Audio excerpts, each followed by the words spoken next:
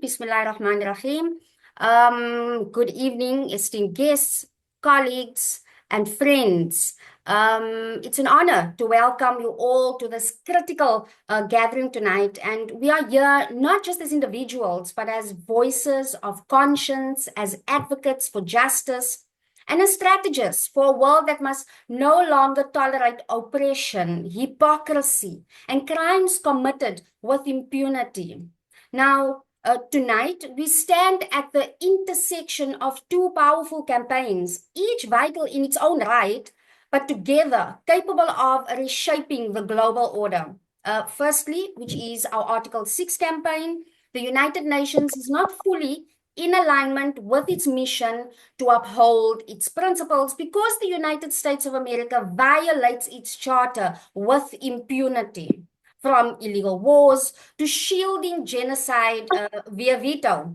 Article 6 calls for the expulsion of rogue states who persistently violate the charter. And that is to say, the United States of America. And South Africa must lead this charge. The second campaign is with regards to sanctions. Maersk and others fuel Israel's genocide, just as corporations once sustained apartheid in South Africa. And the ICJ ruling demands that we sanction them just as apartheid-era enablers were held accountable. And just like Namibia right now aims to hold them accountable. So tonight's meeting is about a strategy. It's about solidarity and the action that we must take, because we need to act more than anything else in a legal way, in a diplomatic way, which is beyond mass protests. As I mentioned, we need legal, diplomatic, and of course, economic pressure that forces change. And our goal is to merge these campaigns into a global movement, one that holds the United States accountable and one that cuts off the lifelines of Israel's genocide. So our speakers will now detail the path forward. We have with us Brother Shahid Bolsen. He's a renowned geopolitical analyst and founder of Middle Nation, who has exposed the hypocrisy of the so-called international order. Brother Shahid, the floor is yours. Please talk to us about our Article 6 campaign. Okay, Assalamu alaikum wa rahmatullahi wa barakatuh. Bismillah ar-Rahman ar-Rahim. I've been introduced to all of you, and it's my honor to be involved in this meeting and to have been asked to participate in this meeting. It's truly an honor to be addressing so many very vital and crucial, important, and active voices. The Article 6 campaign is relatively self-explanatory, to be honest. We've identified that the key, when we were motivated initially because of obviously the genocide being perpetrated in Gaza, but we identified that the genocide in Gaza is in fact not so much an Israeli genocide being perpetrated by Israel, but it's an American genocide. It's American-backed, it's American-funded, and America provides political coverage for it, and America has enabled it by means of their veto power at the United Nations. And then, of course, if you look at what America has done over the last 8 decades of the United Nations' existence, you can see that this is what they have consistently done, which is basically to manipulate the United Nations, the mechanisms of the United Nations, to turn the UN into little more than an instrument for the internationalization of American policy. And to shield themselves and to shield their allies and their client states from any accountability through their domination of the UN. So rather than addressing the symptoms of the problem being manifest in Gaza today, in the West Bank today, in Lebanon, in Syria, in Iraq, in Yemen, in Congo, we can go all around the world. And see in Libya, in Somalia, in Sudan, on and on and on. Obviously, in Afghanistan for the last 20 years. These are the symptoms of America's impunity, which they have secured by their domination of the United Nations, which has allowed them to actually fulfill exactly what Article 6 in the UN Charter stipulates, which is it fits the bill for exactly what qualifies a nation to be expelled from the United Nations, which is persistent violations of the principles of the UN Charter. There's not a country today in the world, there's not a member state of the United Nations that has more persistently violated the principles of the UN Charter than the United States. In fact, they violate the principles of the UN Charter as a matter of foreign policy. So what we've identified is that if you want to stop the genocide in Gaza, if you want to stop Israeli crimes, there's not a way to do it except to get to target the one that is providing Israel with impunity under the coverage of American impunity. If you take away America's impunity, you will immediately take away Israel's impunity, because Israel has been able to do everything that they have done. I think the overwhelming majority of vetoes issued by the United States at the Security Council have been in favor of Israel, to guard Israel, to provide coverage for Israel, to protect Israel, and to defend Israel from the global consensus. So we don't believe that there is an approach more effective than going to the root cause of the problem. In this case, the root cause of the problem of Israeli impunity. The root cause of that problem is American impunity. And that American impunity has been secured by means of their domination of the United Nations. But we have identified, alhamdulillah, that there is actually a legal mechanism for resolving that problem. It doesn't take a revolution. It doesn't take violence. It doesn't take anything except actually implementing what is in the charter itself. So all we're calling for is accountability, and we're calling for the actual implementation of what is on paper in the United Nations Charter, which is to expel a member state that has persistently violated the principles of the UN Charter. And as I say, there isn't a country in the world today that has done so more persistently, insistently, and consistently than the United States of America. So it is absolutely eligible for the invocation of Article 6 and to be expelled. So that's what we're calling for. We have a petition that now has surpassed 100,000 signatures worldwide. And now we are interested in escalating that campaign to the political and diplomatic level, because obviously in order to invoke Article 6 at the United Nations, a member state has to do it. So a member state is going to have to raise that issue to the Security Council, and then the Security Council will take a vote on it, and then it will be passed to the General Assembly, and then you need a 2/3 majority in favor of that.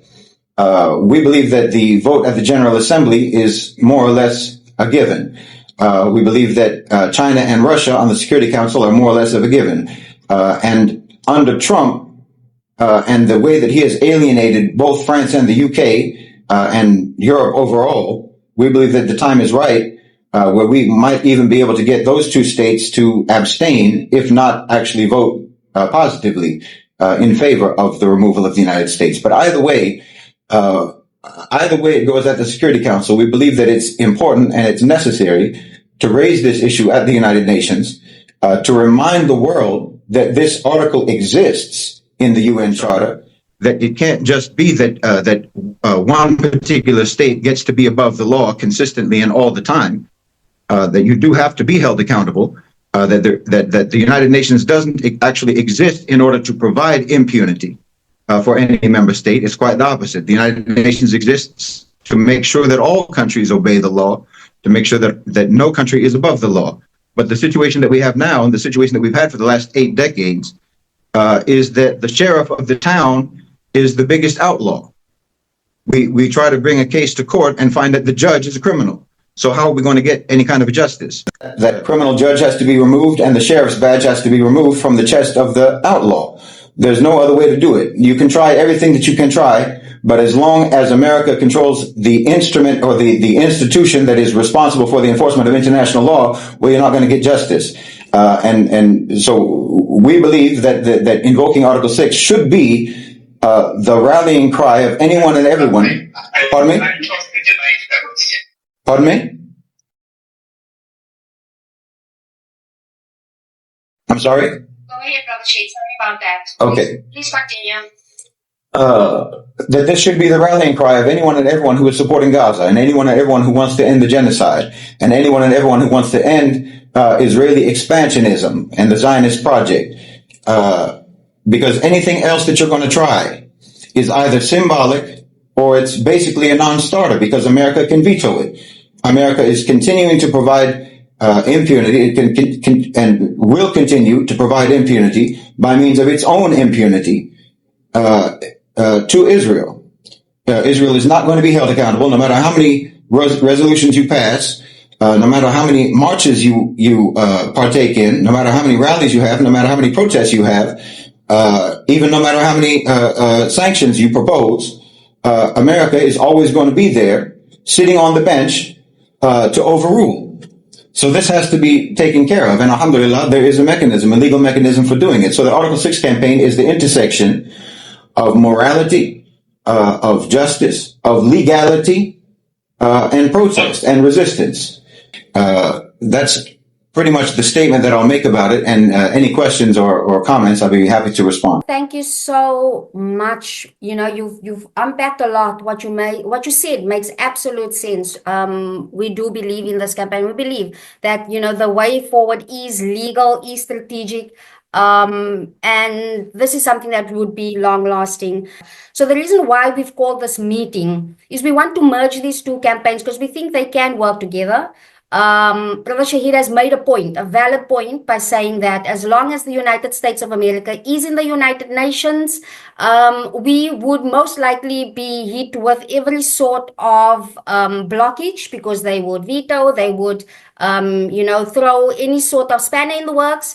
Like they're doing. I mean, history has shown us, you know, this is how they operate. This is how they use the United Nations for their benefit. And we don't believe that the United Nations is a bad institution, that we mustn't bother with it anymore. We believe that it can be function the way that it is meant to function, and that the Global South is meant to benefit, and that we're all supposed to be working on equal footing. And we also, history has shown us the United States of America is not planning on rectifying their behavior, and the only way that we can actually, as the Global South, as the rest of the world, can function and cooperate with each other peacefully is without the United States in the United Nations, because they use the organization, they've corrupted it, and this is how they cause crimes or commit crimes with impunity. So we, like Brother Shahid said, you know, first we work these two campaigns in tandem, knowing that we probably have far less blockages once the United States of America is removed. Yeah, I wanted to say a few things. First of all, obviously, anyone with a heart and a mind would support having sanctions imposed against Israel. However, as the brother said, we know that America will veto it, or that America will take action against it. But let's do it anyway. I'm not in favor of futile action. If you want to impose sanctions on Israel, the easiest and the most straightforward and most unified way to do that is to do it through the United Nations, to have it actually imposed by the United Nations. Economic embargo, economic sanctions, arms embargo, and so forth. All of that can be done by the United Nations, but it can't be done by the United Nations as long as America sits on the Security Council and can veto that. So again, we come back to the same issue, which is that the root of the problem, the root of not being able to solve the problem, is America's impunity that it provides to Israel. There's not a way to get around this. We're trying to come up with strategies without addressing the real problem, and we can do that, certainly, and that's what we've done, and we've seen the result of it. To try to go from country to country to country and convince this or that country to impose unilateral sanctions against Israel is a major task. You're talking about millions, if not tens of millions, if not hundreds of millions, if not billions of dollars in trade that they might be undertaking. And if you're talking about putting the sanctions on shipping companies, well, that affects global trade, not just Israel. If you're putting sanctions on, like if South Africa, for example, was putting sanctions against Maersk, well, then you can't get things shipped to you in South Africa by Maersk ships. And this goes on and on. You just can extrapolate from that all of the ramifications of trying to get country by country by country unilateral sanctions imposed. That's a much, much more difficult task, in my opinion, than getting countries to agree to uphold the charter that they signed, the United Nations Charter, to uphold that charter by invoking Article 6, which is a part of that charter. And we have many, many countries around the world who have been victims of American aggression, American hostility, American coercion, you have many countries, one violator. And as I say, everyone can identify that without America's backing of Israel, the entire Zionist project would collapse. Without America's veto, there would have been a ceasefire a year and a half ago. And it would have been, and Israel would not be allowed, it would not be able, wouldn't be empowered to defy the global consensus, because the global consensus is very clear. That already exists. That already exists in every General Assembly vote pertaining to the Palestinian issue. So it's just a matter of removing the impediment to justice, which is America at the United Nations. You can get sanctions imposed once that happens. And this is, in my opinion, this is a very unifying effort, and this is the most straightforward way to pursue sanctions. And with regards to the procedures of invoking Article 6, the only real concern is the idea that America itself would veto it.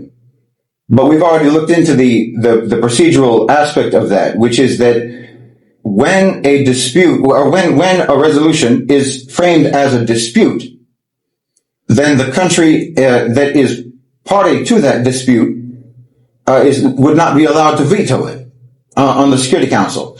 So if Article 6 is raised at the Security Council in the context of it being a dispute with the United States, then the United States would not be allowed to veto it.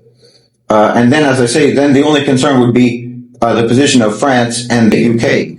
But either way, I still believe that this is a much more straightforward, a much more direct line to the source of the problem, to the root of the problem, than trying to go from country to country to country to convince those countries to impose unilateral sanctions against Israel. That's a very uphill battle, in my opinion. It's a worthwhile battle, but why do it the hard way when you could do it in a much more straightforward way, is what I'm saying. Brother Shahid, I saw your hand up. I think you would like to add something? Yes, I would. First, thank you, Doctor, for making time to attend. It's very nice to meet you. Very nice to see you. Although it's horrifying to hear what you have to say. You mentioned that everyone is shocked at the inactivity of the world, or the failure of the world to put sufficient pressure. But I think we all know why. It shouldn't be shocking. Everyone knows why. It's because America is backing Israel. It's because the so-called most important, most powerful country in the world, the so-called superpower, is backing Israel. And it's holding back, it's restraining the global consensus, which all is on the side of the Palestinians, which is just another way of saying that they're on the side of international law. They're on the side of humanity. But they're being held back by the United States and by fear of the United States because the last 8 decades of the United Nations existence has shown the world very clearly that America gets to act with impunity. America gets to support their client states, their attack dog states, and no one is supposed to do anything about it. This is why we have the Article 6 campaign, which is calling for the invocation of Article 6 and the expulsion of the United States from the United Nations, so that the United Nations can be free from the domination of the United States and actually implement international law, enforce international law as it is supposed to be done. Unless and until that happens, you're going to be trying to convince countries who are afraid, because you're dealing with basically a serial killer who has impunity from the law and can come after you at any time. That impunity has to be removed. There's simply not another way to handle this situation, in my opinion, than dealing with the core of the problem, which is the impunity that Israel enjoys as a result of their being a client state of the United States of America. They are shielded under America's impunity. And as long as that exists, countries are going to be very, we were talking about putting sanctions on shipping companies. I think there's only one shipping company in the world that I know of that has voluntarily chosen to not ship to Israel, and that's a Chinese shipping company. All others are engaged in this.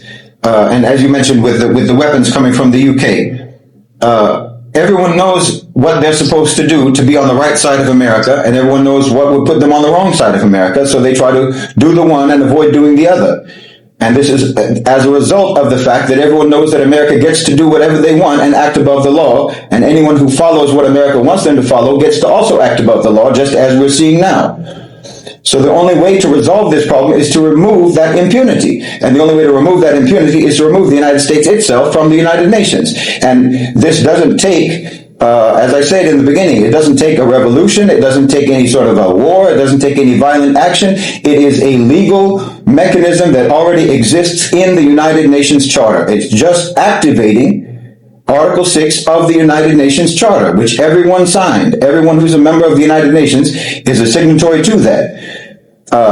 All we're saying is that the United Nations should act according to what has been put on paper. Now, I understand South Africa is in a very difficult position and may not be in the position to lead that campaign in terms of raising the issue at the United Nations, but there are many countries around the world that have suffered and that have been victimized by the United States. In fact, I think you'd be hard-pressed to find one that wasn't. But we also have an organization called the Friends of the United Nations in defense of the UN Charter, which includes several major countries, several obviously member states of the United Nations, and they could potentially raise this issue at the United Nations so that we can bring that. And I think that even if we were to, as I said before, even if we raised Article 6 at the Security Council, and even if it got turned down, as I say, if we frame it correctly as a dispute, then America won't be allowed to veto it. They won't be allowed to vote at all. They have to abstain. Potentially, France could abstain. Potentially, the UK could abstain. They haven't even vetoed anything since the late 1980s. They haven't even used their veto power since like 89. Russia and China, I think, would be on board. But even if it did get vetoed, that in and of itself would make sanctions much easier. That would make it much easier to bring a lesser request, a lesser demand, which is to call for sanctions. But in my opinion, it doesn't make any sense to me. And I think, in my personal opinion, I find it's immoral to pursue an impractical or ineffective action to help people who are in such need as the people of Gaza and the people of the West Bank, the Palestinians. It's immoral to not do what is the most potentially effective measure that you can, rather than going for half measures. So in my opinion, if you support sanctions, like even we were mentioning about looking the sister. I'm sorry, I forgot which sister her name was. Mentioned about the history in South Africa and their struggle against apartheid. Well, apartheid would have ended much sooner, in fact, if the United States had not been at the United Nations, if they had Article 6 invoked against them decades ago. Because the United Nations tried to impose sanctions on South Africa, and they were very gradual, and they were very incremental, and they were very half-hearted, because they were afraid, and there was diplomatic and political pressure by the United States, and there was a threat of veto by the United States about the sanctions against South Africa. So, in fact, even if you do recall the history of the anti-apartheid struggle, it would have been much easier if from the beginning you had invoked Article 6 against the U.S. You could have gotten the global consensus actually heard at the United Nations. And as I say, the global consensus is on the side of the Palestinians. The global consensus is on the side of the people of Gaza. The global consensus is on the side of international law and on the side of humanity. But the United States, because of their position at the United Nations, is able to hold everyone back, is able to restrain everyone. Every country is afraid to stand up, is afraid to put pressure, because they know that if they do put pressure unilaterally, then pressure will be put on them by the United States, and no one will be able to stop them, because America has secured impunity for itself and its actions by their control of the United Nations. So in my opinion, as I said, the most sensible thing, the most effective thing, the most practical thing, and the most straightforward thing is to pursue the invocation of Article 6 and have the United States of America expelled from the United Nations. And Allahu Alam. Okay, sorry, I couldn't respond earlier. I had a problem with my Zoom. Brother mentioned that he was surprised at the idea that invoking Article 6, which exists, is more difficult, or that I think that it would be easier than trying to go from country to country to country and get unilateral sanctions imposed, while those unilateral sanctions would also affect the business community of those countries and their local economies. Yes, of course, I think it would be easier, because it does already exist in the UN Charter. It's just a matter of law and having the law actually implemented and enforced. The question is going to be who is willing to do it. That's all. But that's not a more difficult question than who's going to be willing to impose unilateral sanctions against Israel, which will affect their own business community, their own corporations, their own companies, as well as their own shipping companies. You mentioned Russia and China. I mentioned earlier, you weren't here at the time, that the only shipping company in the world right now that has voluntarily chosen to not ship anything to Israel is a Chinese shipping company. So they're already doing that. I'm not sure how you will lobby China and Russia to impose unilateral sanctions against Israel. And where that goes, if you play it out, is that Israel will just become more dependent upon the United States. Whatever lack they have from sanctions by Russia or China will be made up by the United States, by increased exports to the United States and imports from the United States, which is good for both of those countries. Russia has actually called for UN sanctions against Israel. Obviously, that's a dead end. That's a non-starter, and we know why. Because America will veto it. So again, we go back to this issue. You said that the main issue is to save lives and to prevent the expulsion of the Palestinians. Obviously, that's why we're all here.